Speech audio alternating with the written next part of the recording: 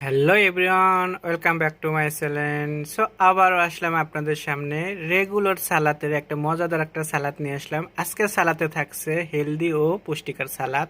So healthy ও পুষ্টিকর সালাদ দেখার জন্য সবাই আমার সাথেই থাকুন।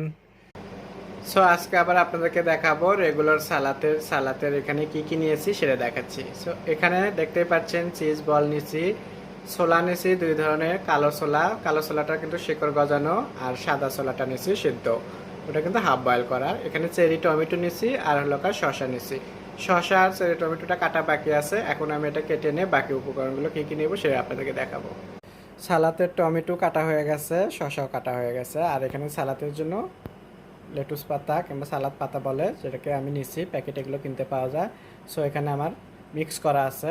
এটার জন্য আমি যে কাঁচামরিচ কেটে রাখছি এটা দিয়ে দিচ্ছি, আর বাকি যে উপকরণগুলো সবই আমি এখানে একে একে এভাবে দিয়ে দিচ্ছি, অ্যাড করে দিচ্ছি। সো আমাদের রেগুলার সালাদ আমরা মাঝে মাঝে একটু চেঞ্জ করে করে সালাদটা করি।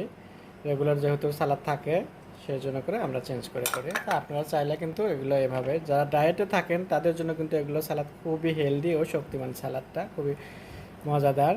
সো আশা করি ভালো লাগবে। এখানে দেখতেই পাচ্ছেন আমি কিন্তু লেবু চিপে দিলাম একটু।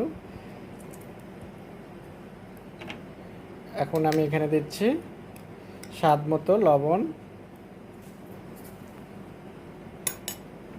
দিচ্ছি অলিভ অয়েল।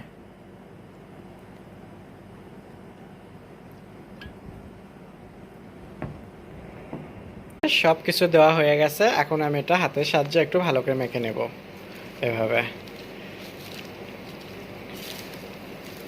সো অনেক সময় দেখা গেছে যে আমি যে দিয়ে মাখানোর পরে একরকমের টেস্ট আছে, আর হাত দিয়ে মাখালে অন্যরকম একটা টেস্ট আসে। সো আমার কাছে মনে হয় যে হাত দিয়ে মাখানোর পরে এই টেস্টটাই বেশি ভালো লাগে।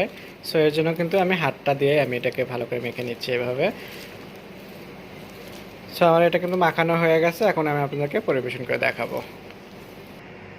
সো পরিবেশন করে দেখালাম, আশা করি আপনাদের ভালো লাগবে। আপনাদের যদি ভালো লেগে থাকে, স্বাদ ও স্বাদের গল্পের সাথে থাকবেন, বেশি বেশি করে কমেন্ট ও শেয়ার করবেন। সবাই ভালো থাকবেন, আল্লাহ হাফেজ।